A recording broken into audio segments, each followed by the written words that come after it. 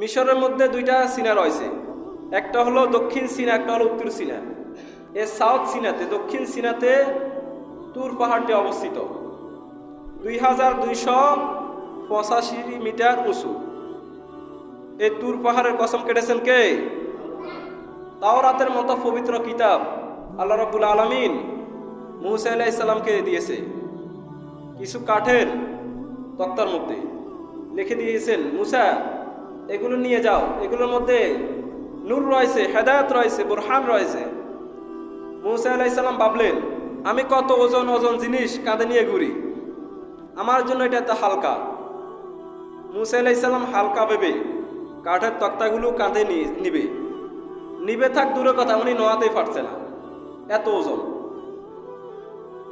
উনি ভাবছেন হয়তো এদিকে একটু ওজন, ওইদিকে পাতলা, একটু পজিশন চেঞ্জ করি, কিন্তু ওদিকে যায়, কিন্তু নোয়াতে পারছে না। উনি এত জোরে টান দেয়, ওনার প্রত্যেকটা পশমের গোয়া গোয়ায় গাম বের হয়ে গেছে। এরপর মুসা আলাইহিস সালাম বলেছে, আল্লাহ আমি তো একা পারতেছি না, আপনি জিব্রাইলকে বলেন জিব্রাইল যেন আমাকে একটু সাহায্য করে। তখন আল্লাহ রাব্বুল আলামিন জিব্রাইলকে বলেছে, হে জিব্রাইল যাও মুসাকে সাহায্য করো। এরপরে জিব্রাইল আলাইহিস সালাম এসে সাহায্য করে, টান দেয়, কিন্তু পারতেছে না। এরপর আল্লাহকে বলেছে, আল্লাহ জিব্রাইলের যে সঙ্গী ফেরেশতা তাদেরকে বলে তারা যেন একটু সাহায্য করে।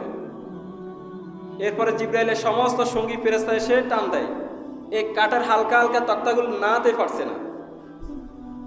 আমরা গাছ টানি না, বলি না হেইয়ো হেইয়ো, জিব্রাইল আলাইহিস সালাম ফেরেশতা, মুসা আলাইহিস সালাম হেইয়ো হেইয়ো করা শুরু করছে, কিন্তু তক্তা নাতে পারছে না।